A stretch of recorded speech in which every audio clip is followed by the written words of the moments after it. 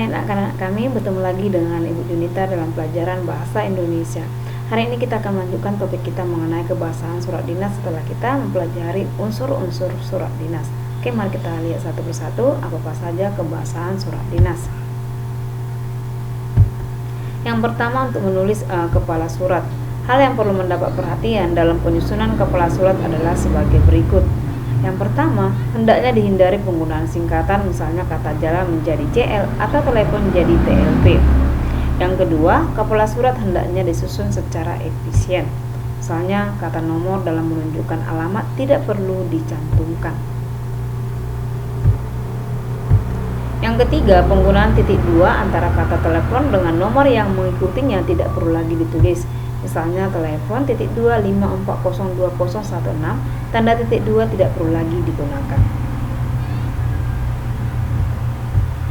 Oke, perhatikan contoh untuk penulisan kepala surat yang benar. Itu kepala suratnya dia menggunakan huruf kapital ya. Pemerintah Kabupaten Grobogan Dinas Pendidikan SMP Negeri 1 Gubuk. Alamatnya Jalan Lejen R Suprapto 71 Gubuk, telepon 0292533356. Perhatikan penulisan jalannya tidak disingkat lagi, kemudian tidak ada lagi penulisan nomor, jadi langsung angkanya 71, dan antara telepon dengan angka tidak menggunakan tanda titik 2 lagi. Oke, itu dia contoh penulisan kepala surat yang benar.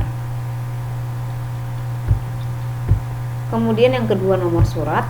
Hal yang perlu diperhatikan dalam penulisan nomor surat adalah huruf awal kata nomor harus ditulis dengan huruf kapital. 2. Kata nomor sebaiknya tidak disingkat, misalnya menjadi no. 3. Pada akhir baris tidak dibubuhkan tanda titik. Contoh penulisan nomor surat. Nomornya dia menggunakan huruf awal kapitalnya itu N, kemudian titik 2, 001 garis miring SMP. Ini nanti SMP ini berhubungan dengan kepala suratnya ya, sesuai dengan kepala suratnya. Kemudian garis miring 2020 berarti tahun penulisan surat. Ya, demikian juga yang kedua, nomor titik 221 garis miring KRS angka Romawi garis miring 2, di sana angka Romawi 2 berarti menyatakan bulan Februari. Kemudian garis miring 2019 tahun ya. Yang ketiga juga seperti itu, nomor titik 2 10 garis miring SU jadi berarti berhubungan dengan kepala surat. Kemudian garis miring angka Romawi 3 berarti pada bulan Maret. Kemudian garis miring 2020 berarti tahun penulisan surat. Nah, perhatikan di sini untuk penulisan nomor surat tidak memiliki titik ya, tidak menggunakan tanda titik. Kemudian yang ketiga, penulisan tanggal surat. Nama dan bulan ditulis dengan huruf secara lengkap. Yang kedua, angka tahun tidak boleh disingkat. Yang ketiga, pada akhir keterangan tidak dibubuhi tanda titik. 4. Jika sudah ada bab surat, tidak perlu mencantumkan nama kota. Oke, contoh penulisan tanggal surat yang benar. Nah, misalnya 17 Agustus 2019, Agustusnya ditulis ya, jangan seperti biasa kita buat 17 kemudian garis penghubung kemudian 8. Nah, itu penulisan tanggal surat yang salah ya. Jadi penulisan tanggal surat yang benar perhatikan seperti ini. 10 November 2020, 1 Januari 2021 dan tidak menggunakan tanda titik. Oke, itu dia penulisan tanggal surat yang benar.